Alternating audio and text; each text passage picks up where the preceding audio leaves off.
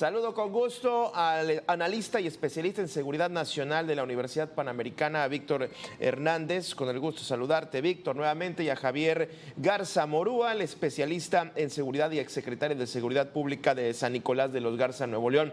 A ambos, bueno, por acá les aviso, va a aparecer un reloj que nos va a ayudar a que su opinión vaya entre un minuto 30 para hacer más dinámica esta mesa, para intercambiar y, bueno, para que el intercambio sea más dinámico. Bueno, me arranco contigo, Víctor. Pues el abuso policial está presente. Me llama mucho la atención las cifras que daba en una casi impunidad casi del 100%, pues a pesar de las denuncias, a pesar de las investigaciones, pues esto es un problema estructural. Víctor, adelante.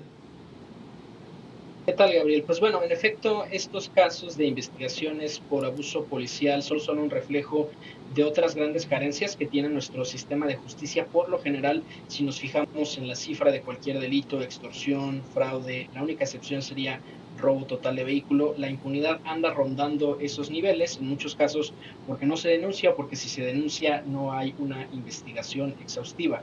La brutalidad policial nos refleja varios fallos que hay en nuestro sistema de seguridad pública. Por un lado, el gran reto que tienen las unidades de asuntos internos, que serían las unidades de contrainteligencia o las unidades que tienen que investigar este tipo de denuncias, que muchas veces no tienen dientes o acaban estando coludidas con personajes de dudosa probidad moral. Y también nos habla del gran fracaso que hay en el proceso de selección policial. Tenemos un proceso muy meticuloso que pues va por una serie de baterías psicológicas, el famoso polígrafo, las pruebas de control y confianza, y uno pensaría, bueno, ese debería de bastar, además de las clases de ética policial y todo el entramado de capacitación que hay para que nuestras fuerzas del orden no cometan esos delitos, y sin embargo vemos que eso no alcanza. Es un problema no solo propio de las policías, sino también de las Fuerzas Armadas en labores policiales y también de los ministerios públicos, es decir, es endémico a las burocracias que tienen algún tipo de contacto con la ciudadanía para efectos de hacer cumplir la ley. Interesante. Bien, partiendo entonces, Javier, si esto es estructural, difícilmente puede haber una sola solución. Tendría que haber muchas, Javier.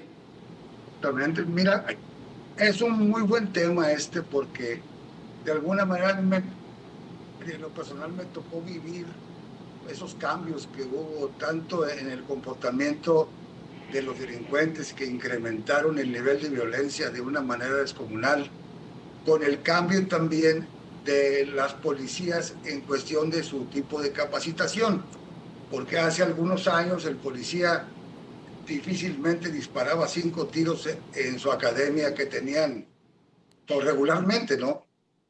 Pero en estos momentos, toda la mayoría de los policías, inclusive federales, estatales o municipales, están recibiendo una capacitación de alto impacto.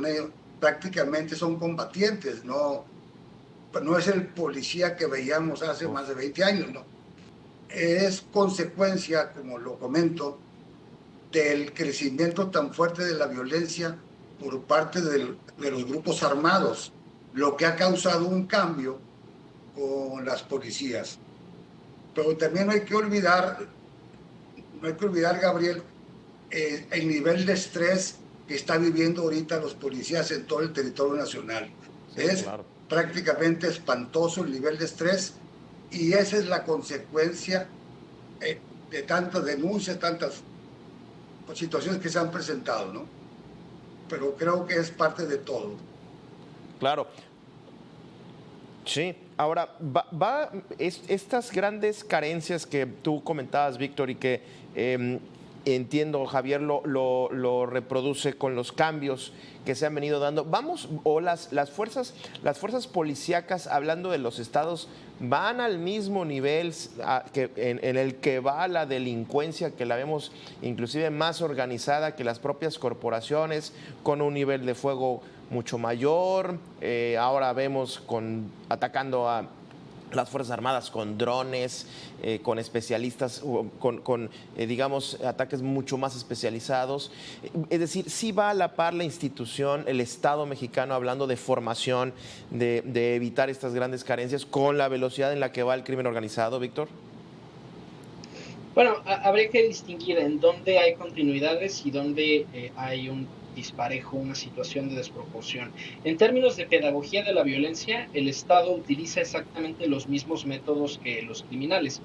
Ahora, esto que se descubrió del campo de exterminio en Teuchitlán y muchos de estos centros de reclutamiento forzado, lo que narran los supervivientes es que la metodología de entrenamiento de los policías, de los militares y de los sicarios es exactamente idéntico en términos de que hay una serie de novatadas, las llamadas potreadas, rituales iniciáticos, donde ese mismo proceso formativo para desensibilizar a la violencia se utiliza por igual, tanto para defender la ley como para romperla, y donde ya hay una disparidad es en la discrecionalidad del uso de la fuerza, mientras que el criminal puede lastimar a la sociedad sin ningún tipo de tapujo.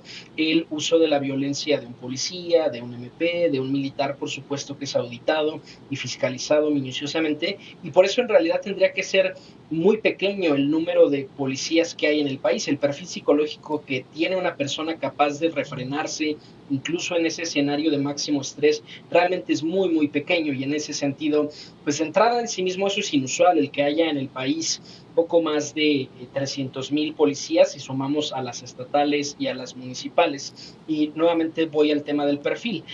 Los procesos de tamizaje que estamos haciendo no están impidiendo que la ciudadanía tenga este mal sabor de boca al interactuar con la ciudadanía, al interactuar con sus fuerzas del orden. Y reitero, ahorita solo estamos hablando de policías. Seguramente si sumamos quejas de CNDH contra CEMAR, contra SEDENA, contra la Fiscalía General, sí, esa cifra con la que tú habrías seguramente es bastante más grande. Claro, e inclusive si sumamos hasta a los policías investigadores, ¿no? A los ministeriales también, inclusive aquí puede incrementarse. En este mismo sentido, planteando esta pregunta, Javier, la institución, el Estado, ahorita comentaba Víctor sobre las continuidades. A mí me da mucho la atención que, por ejemplo, los municipios, que usualmente son los que coordinan las policías municipales, de pronto cambia una administración a otra y hablando de continuidades, pues se separa completamente el proyecto y hay quienes apoyan muy fuerte a las policías y de pronto pues esto se acaba, Javier. Y mira, ese es un problema que tenemos desde hace muchos años. Todo el esfuerzo que una administración hace para apoyar a la policía, para de alguna manera hacer más presencia con la población, cuando hay cambios de administración cambia todo. Y eso siempre ha afectado mucho a la seguridad pública, porque todos los programas, sean exitosos o no, los nuevos mandos lo que hacen es quitarlos, simplemente porque ellos no los hicieron, pero no miden el nivel de éxito que se ha tenido. Por ejemplo, aquí en Nuevo León hemos tenido programas muy buenos que sí se les ha dado seguimiento, y eso hace, al final de los tiempos, la ciudadanía tiene una magnífica percepción de las policías de los municipios y del estado de Nuevo León, ¿verdad? Pero porque hay una continuidad. Cuando no la hay, definitivamente, Gabriel, sí tenemos un problema de seguimiento, claro que sí. Este aspecto que podría ser, Víctor, más político que realmente administrativo, técnico, que no nada más afecta al ramo de la seguridad y que puede afectar pues casi cualquier ramo, la salud, educación y demás. Cuando se entrecruza lo político en la seguridad, las consecuencias son pues desastrosas. Ya hemos visto el sexenio pasado esta cuestión ideológica de más abrazos. Ahora, no sé si en este cambio de administración estás observando que haya un cambio en este sentido del tamizaje, bien que decías, de la selección de perfiles, de elevar el nivel e inclusive las prestaciones de quienes se van a integrar a las filas. No sé si has visto algún tipo de cambio hacia ese rumbo, Víctor. Sí ha notado un cambio, Gabriel, pero para mal. Quienes hoy tienen confiada la seguridad pública son el ejército, y el hecho de que la Guardia Nacional sea el ejército disfrazado de policía implica un montón de opciones de calidad con respecto de las corporaciones policiales ordinarias. Por ejemplo, para poder ser policía uno tiene que tener su certificado único policial, aprobar sus exámenes de control y confianza todos los años, cosa que no hace ningún elemento de las Fuerzas Armadas porque no es un requisito por ley. Había requisitos de escolaridad para ingresar a la Policía Federal. En su momento se exigía grado universitario, mientras que en el Ejército Mexicano hasta por ahí 2014 lo más que se pedía era secundaria terminada. Y de hecho hay muchos arrepentidos. Omar García Harfuch veladamente está reconstruyendo la Policía Federal. Salió esta convocatoria que se le dio mucha circulación en medios de comunicación para contratar agentes de investigación criminal. En el fondo es ese, es el arrepentimiento de decir nos equivocamos, destruimos la Policía Federal, destruimos el único servicio profesional de carrera después de la revolución que constituía una policía civil a nivel nacional. Y claro, la gente ya no se la compra. Esa convocatoria no se ha llenado ni se va a llenar porque los ex policías federales acabaron de Ubers, acabaron trabajando en Oxxos, acabaron haciendo cualquier otra cosa donde su expertise no es valorado, y que ya no le van a volver a crear al Estado otra nueva convocatoria de esa naturaleza. Ya. Ahora, Javier, detengámonos. Víctor pone en la mesa la Guardia Nacional. Hubo una reforma reciente que abre la puerta a que los elementos de la Guardia Nacional tengan nuevas atribuciones como prevenir delitos, salvaguardar la integridad y bienes de personas, mantener y restablecer el orden, realizar labores de inteligencia, por cierto, y colaborar con estados. Me quedo en el primero, prevenir delitos y faltas administrativas, teniendo en cuenta que muchos de los elementos de la Guardia Nacional son militares que nada más se cambian de uniforme. No sé qué tipo de escenario podemos llegar a tener hablando de pues abrir la puerta a una práctica que no va a ser la de proximidad social. No lo sé, ¿tú qué observas, Javier? Mira, está muy claro que la participación tanto estatales como federales, es una policía prácticamente de segundo y tercer piso, ¿no?